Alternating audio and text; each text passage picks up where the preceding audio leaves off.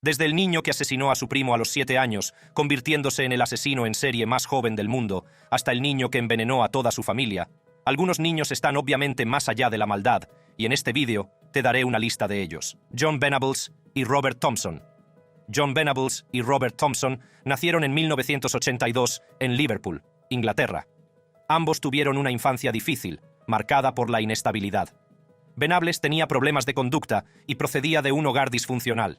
Sus padres se estaban divorciando y a menudo mostraba un comportamiento violento. Además, Thompson estaba expuesto a la violencia y a la falta de supervisión paterna. Como consecuencia, el 12 de febrero de 1993, John y Robert, ambos de 10 años en aquel momento, secuestraron a James Bulger, que entonces tenía 2 años, en un centro comercial de Bootle, Merseyside. Las imágenes de las cámaras de seguridad captaron el momento en que los chicos escoltaban a James fuera del centro comercial. Por el camino, no solo hicieron caminar a su pequeña víctima casi 2 kilómetros, sino que también le expusieron a otros actos duros. Venables y Thompson llevaron a James a una zona alejada, junto a una vía férrea, donde lo agredieron con saña. Hirieron repetidamente al niño con ladrillos y barras de hierro antes de colocar su cuerpo sobre los raíles. ¿Qué decía Robert mientras hacía todo esto? Decía que se quedara abajo, estúpido o lo que fuera. ¿Por qué quería que se quedara abajo? No lo sé, lo quería muerto, probablemente. ¿Dónde lo golpearon las piedras y la barra? En la cabeza. Poco después de cometerse el crimen, Venables y Thompson fueron detenidos gracias a las grabaciones de seguridad y a las declaraciones de los testigos. Cuando comenzó su juicio en noviembre de 1993, la indignación de la gente fue evidente desde el principio del proceso. Los chicos fueron declarados culpables de asesinato por el tribunal, lo que les convirtió en las personas más jóvenes de la historia moderna británica en ser declaradas culpables de asesinato. Fueron condenados a ser encarcelados a voluntad de Su Majestad, una especie de detención indefinida para delincuentes menores, con una pena mínima de 8 años. Así, en 2001, Venables y Thompson salieron de la cárcel tras cumplir 8 años cada uno, asumiendo nuevas identidades para protegerse de las consecuencias de sus actos públicos. Desde su salida de la cárcel, Robert Thompson ha conseguido llevar una vida bastante discreta.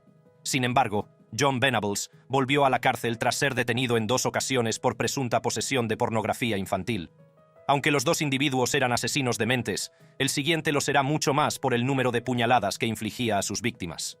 Craig Price. Craig Price nació el 11 de octubre de 1973 en Warwick, Rhode Island. Criado en un barrio predominantemente afroamericano, creció en un hogar con padres y hermanos. Los primeros años de Price estuvieron plagados de dificultades, aunque su entorno familiar parecía estable. A una edad temprana, mostró síntomas de ira, metiéndose a menudo en peleas en la escuela. La conducta de Price se había vuelto más perturbadora en su adolescencia y tenía antecedentes de haber cometido diversos delitos juveniles. Cuando solo tenía 13 años, Craig Price inició su espiral hacia el asesinato.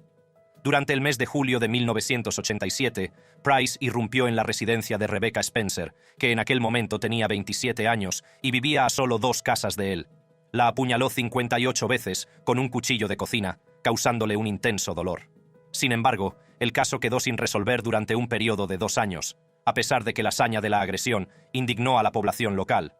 Los terribles deseos de Price volvieron a salir a la luz en septiembre de 1989, cuando asesinó a Joan Heaton y a sus 2 hijas pequeñas, Jennifer y Melissa, en su casa de Warwick.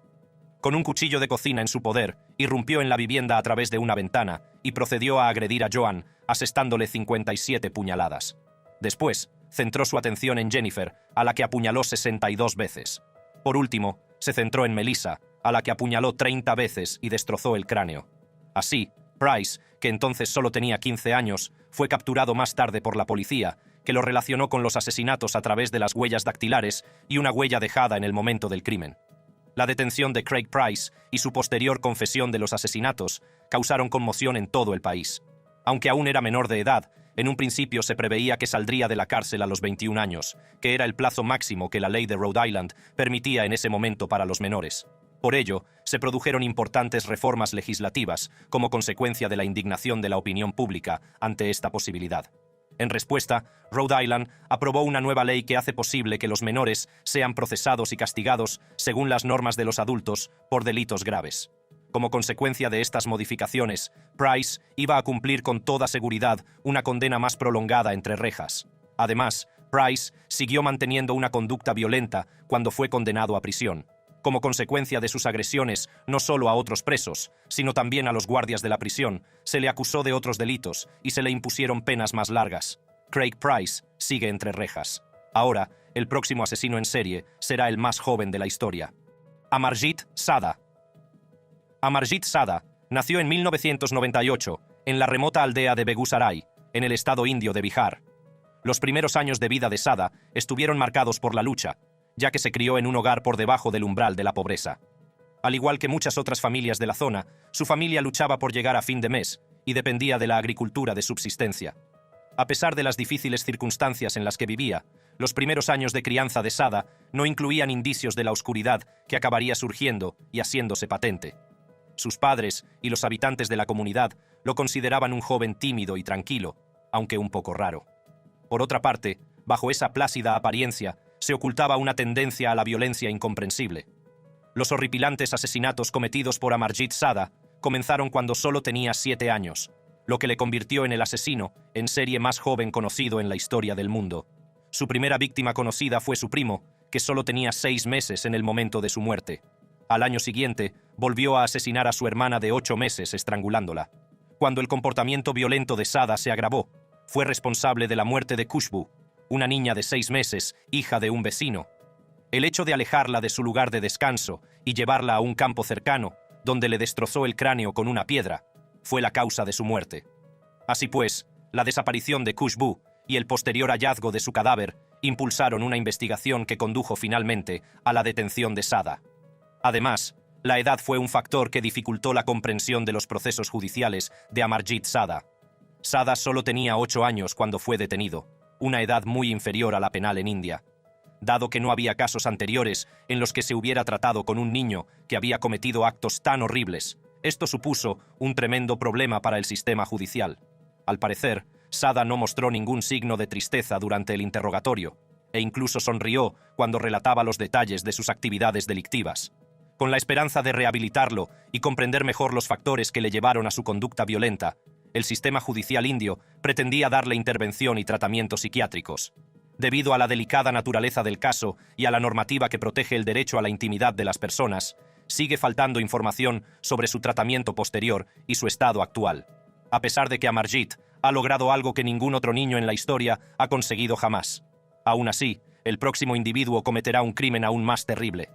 Eric Smith. El 22 de enero de 1980, Eric Smith nació en el condado de Steuben, Nueva York. Ya a una edad temprana, Smith tuvo que enfrentarse a multitud de dificultades que acabarían definiendo su compleja personalidad. En la escuela, sufría un acoso constante a causa de su pelo rojo, sus pecas y sus enormes gafas. Además, se determinó que Eric padece trastorno explosivo intermitente, un síndrome que se caracteriza por periodos abruptos de comportamiento muy agresivo y colérico. Sin embargo, el grado de tormento interior de Smith se pasó por alto hasta que se expresó en un horrendo acto de violencia. Como consecuencia, el país se sobresaltó ante el crimen cometido por Eric Smith, que entonces solo tenía 13 años. Esto es lo que sucedió. El 2 de agosto de 1993, Derrick Roby, que entonces solo tenía 4 años, viajaba solo a un campamento de verano en la comunidad no incorporada de Savona, Nueva York, cuando se encontró con Smith. Así, el pequeño fue atraído a un remoto paraje boscoso por Smith, quien procedió a agredir a Derrick con un grado de ferocidad desproporcionado para su edad. Además, utilizó un palo para infligir más daño a Derrick, además de estrangularle y dejar caer una enorme roca sobre su cabeza. En las últimas horas de ese día se encontró el cadáver de Derrick, lo que dio lugar a una minuciosa investigación para identificar al responsable de su muerte. El 8 de agosto de 1993, Eric Smith fue detenido tras admitir haber cometido el asesinato. Su juicio acaparó la atención de los medios de comunicación, no solo por la maldad del crimen, sino también por la edad del acusado. Mientras se celebraban las vistas, el equipo de defensa de Smith mantuvo que sus enfermedades psiquiátricas, junto con sus infelices antecedentes, fueron los motores que le llevaron a tomar la decisión de cometer el asesinato. Sabía que tenía un problema con la ira, sabía que lo tengo. Yo podría ser, ya sabes, solo happy-go-lucky ahora y alguien me saque de quicio. A pesar de estos hechos, el tribunal concluyó que Smith era consciente de las repercusiones que tendría su conducta. En 1994 fue procesado como adulto y declarado culpable de asesinato en segundo grado. Así, fue condenado a una pena de entre 9 años y cadena perpetua desde el momento de su condena. Eric Smith ha estado encarcelado desde su condena y en la actualidad cumple su pena en distintos centros penitenciarios situados por todo el estado de Nueva York. Entre los años 2002 y la actualidad, ha sido sometido a varias audiencias de libertad condicional. En todas las ocasiones, la solicitud de libertad condicional de Smith fue denegada, principalmente debido a la gravedad de su delito y a las incertidumbres sobre su capacidad de rehabilitación. No obstante, Smith obtuvo la libertad condicional en octubre de 2021, por lo que su salida de prisión está prevista para noviembre de 2021. Además, esta sentencia fue recibida con diversas respuestas por parte del público en general, así como de la familia de Derrick Roby, que sigue luchando por asimilar la muerte de su hijo. Ahora, el próximo asesino en serie asesinará a su amigo apuñalándolo más de 40 veces. Michael Hernández. Michael Hernández nació el 2 de febrero de 1990 en la ciudad de Miami, Florida. Hernández se caracterizó por ser un chico inteligente, pero solitario mientras crecía. Era conocido por permanecer solo muy a menudo y tenía una temprana obsesión por la conducta delictiva. Fueron sus amigos y familiares los primeros en reconocer su preocupación por los asesinos en serie y otros temas oscuros sobre los que estudiaba y hablaba a menudo. En general, Hernández era un estudiante brillante y asistía a la Southwood Middle School, donde daba la impresión de ser un alumno normal. Sin embargo, tras la superficie, albergaba sueños oscuros que, en última instancia, le llevarían a cometer un crimen con una intención terrible. Como resultado, el 3 de febrero de 2004, Michael Hernández planeó el asesinato de Jaime Goff, el mejor amigo de Michael Hernández, que también tenía 14 años. Utilizando un cuchillo de cocina que Hernández se había llevado de casa, Hernández asaltó a Goff mientras éste se encontraba en el interior de un baño de la Southwood Middle School. Hernández asestó más de 40 cuchilladas a Goff en el cuello y el cuerpo. Tanto la dirección de la escuela como los alumnos quedaron conmocionados por la brutalidad de la agresión. Además, Hernández regresó a la escuela tranquilo tras el asesinato, pero su actitud y la ropa manchada de sangre que llevaba llevaron a su detención casi de inmediato. Los cargos de asesinato en primer grado se presentaron contra Michael Hernández tras su detención. A lo largo de los juicios, se descubrió que Hernández había planeado el asesinato con antelación y que tenía una lista de otras posibles víctimas, incluida su hermana. Tras su condena, Hernández fue condenado a cadena perpetua sin posibilidad de excarcelación. Además, los expertos testificaron sobre el trastorno narcisista de la personalidad y las tendencias psicopáticas de Hernández a lo largo de los procesos judiciales, lo que llamó la atención sobre el estado mental perturbado de Hernández. Durante más de una década, Michael Hernández estuvo encarcelado en la Columbia Correctional Institution, situada en Lake City, Florida. Además, su muerte se produjo el 29 de abril de 2021, cuando Hernández tenía 31 años. Según los primeros informes, se había desmayado mientras realizaba tareas ordinarias dentro de la cárcel y fue declarado muerto poco después. Además, finalmente se determinó que la muerte de Hernández había sido causada por una disritmia cardíaca, que es un trastorno que provoca un latido anormal del corazón. El siguiente individuo apuñalará a personas al azar más de 100 veces cada una. James Fairweather. El 5 de agosto de 1998, James Fairweather nació en Colchester, Essex, Inglaterra.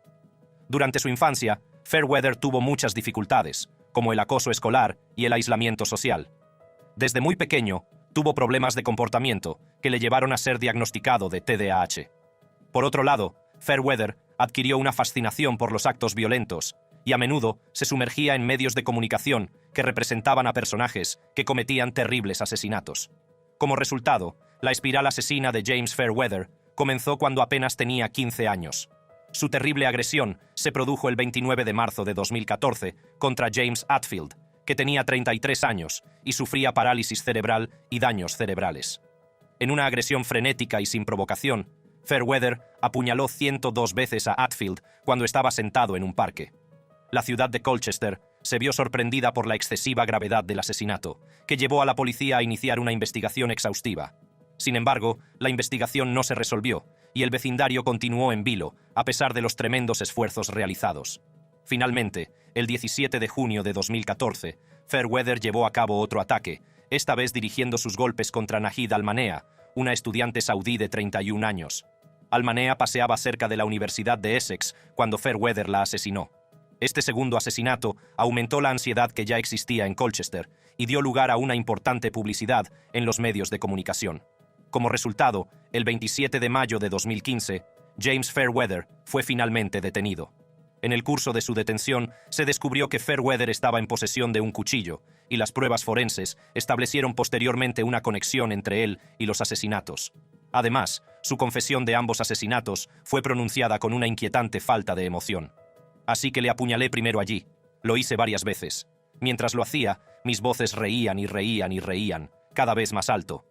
En abril de 2016 comenzó el juicio contra Fairweather.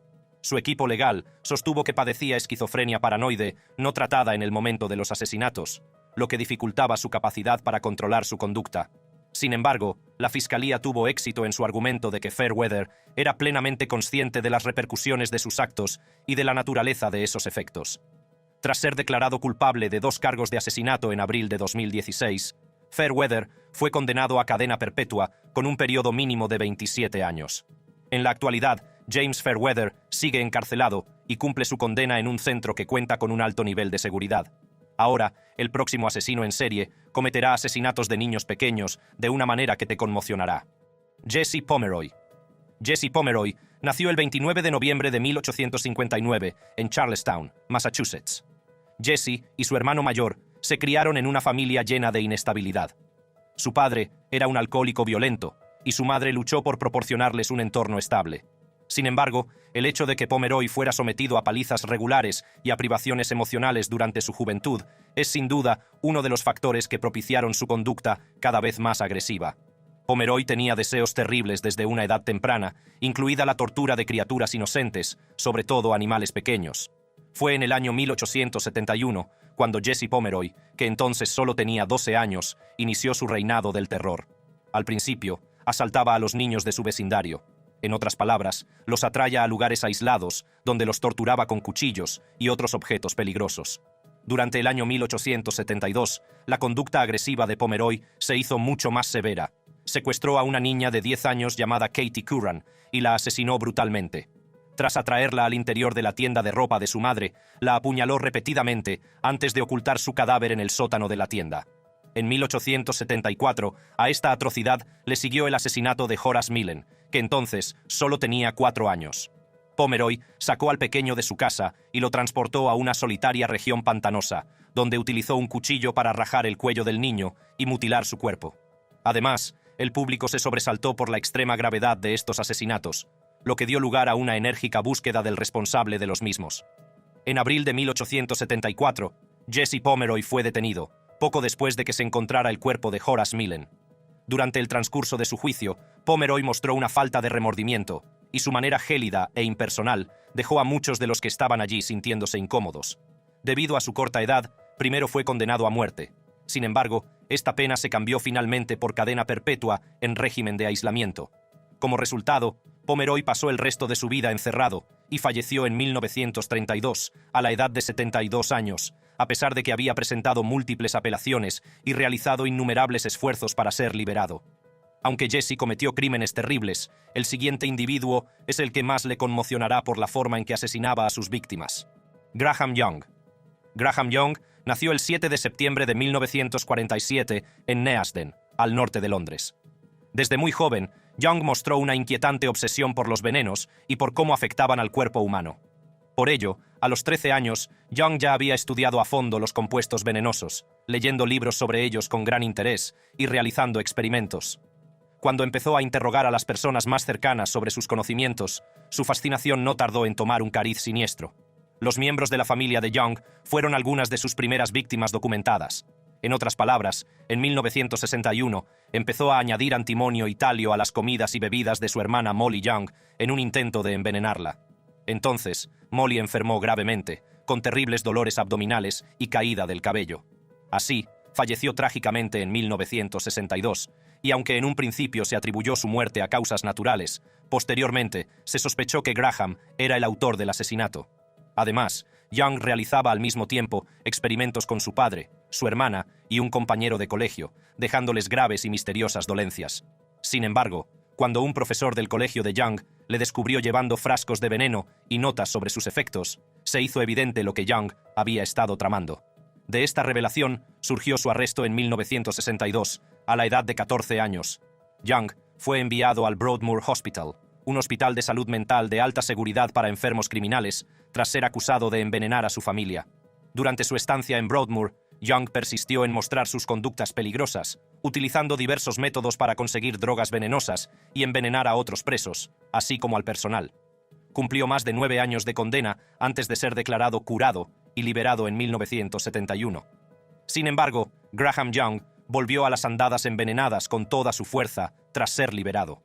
Tras conseguir un trabajo en una empresa de suministros fotográficos, tuvo fácil acceso a materiales peligrosos. Como resultado, Young empezó a envenenar a sus compañeros de trabajo, lo que provocó una serie de enfermedades y muertes inexplicables. 2 trabajadores murieron en el acto, mientras que otros tuvieron graves problemas de salud. Posteriormente, se descubrió que Young era la fuente de estas enfermedades, lo que dio lugar a su nueva detención en noviembre de 1971. Además, Young fue declarado culpable de varios cargos de asesinato, intento de asesinato y envenenamiento en 1972. Como consecuencia, fue condenado a cadena perpetua.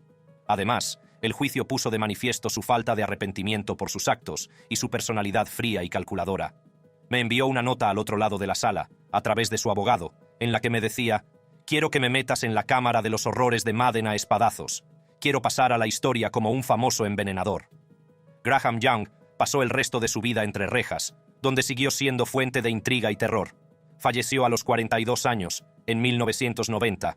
Ahora, el próximo asesino en serie va a protagonizar un tiroteo dentro de su propia escuela. Kip Kinkel. Kip Kinkel nació el 30 de agosto de 1982 en Springfield, Oregón. Kip creció en un hogar aparentemente cariñoso y seguro, siendo el menor de 2 hermanos. Su hermana mayor, Christine, era una estudiante social e intelectualmente dotada, y sus padres, Bill y Faith Kinkel, eran educadores muy respetados. Aunque su familia parecía normal por fuera, Kip tuvo graves problemas emocionales y de aprendizaje desde muy pequeño. Tras recibir un diagnóstico de dislexia, luchó por encajar en la escuela y a menudo se sentía solo e indigno.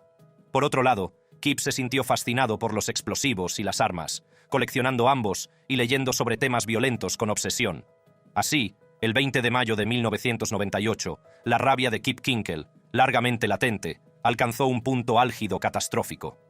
Kip disparó a su padre en la nuca aquella mañana, tras ser expulsado del Instituto Thurston. Cuando su madre volvió a casa esa misma tarde, le disparó varias veces, asesinándola en el acto. Después de eso, pasó la noche en la casa con sus cuerpos. Además, Kip viajó al día siguiente al Instituto Thurston, armado con un rifle, 2 pistolas y más de 1000 cartuchos de munición. Entró en la cafetería del instituto y empezó a disparar al azar. Hirió a 25 estudiantes y asesinó a 2, Ben Walker y Mikkel Nicolausson, en cuestión de minutos. Cuando muchos alumnos le atacaron y le retuvieron hasta que llegó la policía, se puso fin a su alboroto. Tras su detención, Kip Kinkel fue acusado de 4 asesinatos y 26 intentos de asesinato. También se descubrió que padecía esquizofrenia paranoide, factor que influyó en sus actos violentos y delirios. Debido a la gravedad de sus delitos, Kinkel fue procesado como adulto a pesar de su diagnóstico. En noviembre de 1999, se declaró culpable de todos los cargos para eludir la pena de muerte. Así, se le impuso una pena de 111 años de cárcel sin posibilidad de excarcelación. Kip Kinkel está ahora encarcelado en la Institución Correccional Estatal de Oregón, cumpliendo su condena. Además, ha seguido recibiendo terapia de salud mental a lo largo de los años y ha expresado su arrepentimiento por sus actos. El próximo individuo llevará a cabo el mismo acto atroz, pero de una forma más terrible. Luke Woodham. El 5 de febrero de 1981, Luke Woodham nació en Pearl, Mississippi. Woodham tuvo una vida turbulenta y difícil durante su infancia. Después de que sus padres se separaran cuando era pequeño, Mary Ann Woodham, su madre, lo crió. Pero eso no es todo. El sentimiento de aislamiento de Woodham se vio agravado por el acoso habitual de sus amigos en la escuela. A lo largo de sus luchas educativas y sociales, encontró consuelo en su fuerte conexión con Grant Boyett, que desempeñaría un papel importante en su vida. Como resultado, la ira reprimida de Luke Woodham estalló en una horrible serie de acontecimientos el 1 de octubre de 1997. Aquella madrugada asesinó a su madre, Mary Ann, apuñalándola y golpeándola en su casa. Con un cuchillo y una pistola en la mano, Woodham condujo hasta el Instituto Pearl, dejando atrás su cadáver. Llegó, entró en la escuela y empezó a disparar al azar contra los niños que estaban en el patio. Woodham hirió a 7 niños además de matar a 2, Christina Menefee y Lydia Dew. Además, Joel Myrick, el administrador asociado de la escuela, se acercó a Woodham con un revólver y lo retuvo hasta que llegó la policía, deteniendo el alboroto. Tras su detención, Luke Woodham fue acusado de 3 cargos de asesinato y 7 de agresión con agravantes. Durante el juicio, salió a la luz que Woodham había estado motivado por su amigo Grant Boyett, que tanto le había animado a actuar según sus impulsos violentos, como había colaborado en la planificación del asalto. Según el equipo de defensa de Woodham, Boyett controlaba a Luke, pero la fiscalía pudo demostrar que Woodham sabía perfectamente lo que estaba haciendo y las ramificaciones de ello. Como resultado, Luke Woodham fue declarado culpable de todos los cargos en junio de 1998. La implicación de Boyett en la trama también dio lugar a su condena y sentencia. Por otro lado, Luke Woodham sigue cumpliendo condena en la penitenciaría del estado de Mississippi. Si te ha gustado ver este video, sigue explorando, haciendo clic en cualquiera de las tarjetas de tu pantalla para ver más videos emocionantes como este.